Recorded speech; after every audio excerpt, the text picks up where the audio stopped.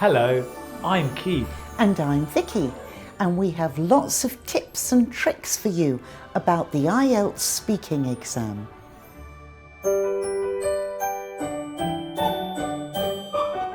The IELTS exam tests 4 skills. When we ask our students which one they feel most nervous about, they often say speaking. So if you feel nervous too, you're not alone. And we can help. We're going to show you what happens and give you tips so you can get a good score. In this first video, we'll tell you some general things about the speaking test. But first, let's see how much you know already. We have a quiz for you, and here's the first question. How long does the test last? What do you think? The answer is 11 to 14 minutes. It may sound like a long time, but after the exam, most students say it went really quickly. Okay, another question. How many parts does the speaking test have? There are 3 parts to the test. Part 1 is a Q&A, so the examiner will ask you questions that you'll answer. They're all questions about you and your life. In part 2, the examiner will give you a topic to talk about and you'll speak for 1 to 2 minutes. And the final part is another Q&A, but this time the examiner will ask questions about more abstract topics.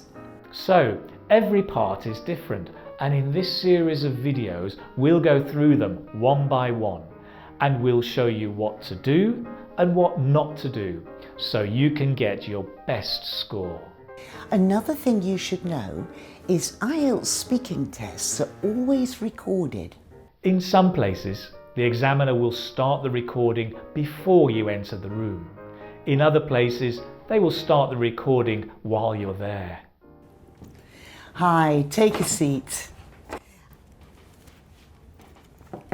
This is the speaking test of the International English Language Testing System taking place on July the 20th at 6800 Walnut Street, Philadelphia.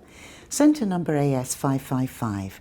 The candidate is Ksenia Shaw and the candidate number is 89352. The examiner is Vicky Hollett, examiner number 968254. Good morning. My name is Vicky Hollett. Can you please tell me your full name? Ksenia Shaw. And what should I call you? You can call me Ksenia or Kate if you like. And can I see your identification, please, Ksenia? Of course, here you are. Thank you.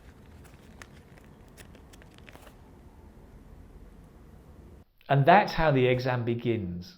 It's hard not to feel nervous, but most examiners are friendly and they're on your side. They'll want you to do well.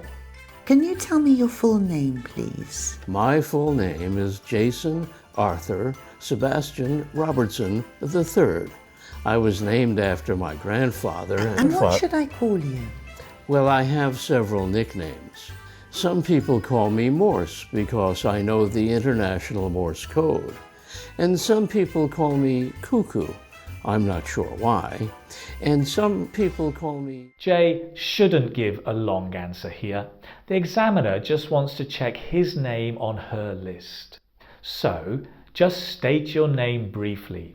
You can call me Ksenia or Kate if you like. The examiners record the exam so they can listen back later if they want to check your score. And also so that IELTS can make sure that all candidates are graded correctly and in the same way. And speaking of grades, here's one last question.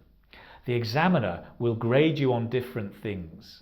Which of these things are important? Are there any that don't matter? These are the 4 criteria they'll use to score you. The examiner doesn't care about your appearance, so don't worry about wearing a suit or tie. They're just interested in the quality of your English. The examiner will give you a score from 1 to 9 for each of these criteria, and they're all equally important for your overall score. So let's take a look at what they all mean. Fluency is about speaking easily, without a lot of hesitation. And coherence is about how well you can connect your ideas so they're easy to understand. So, can you explain your thoughts logically and without too much repetition? Lexical resource is about vocabulary. Do you know enough words to talk about a variety of topics?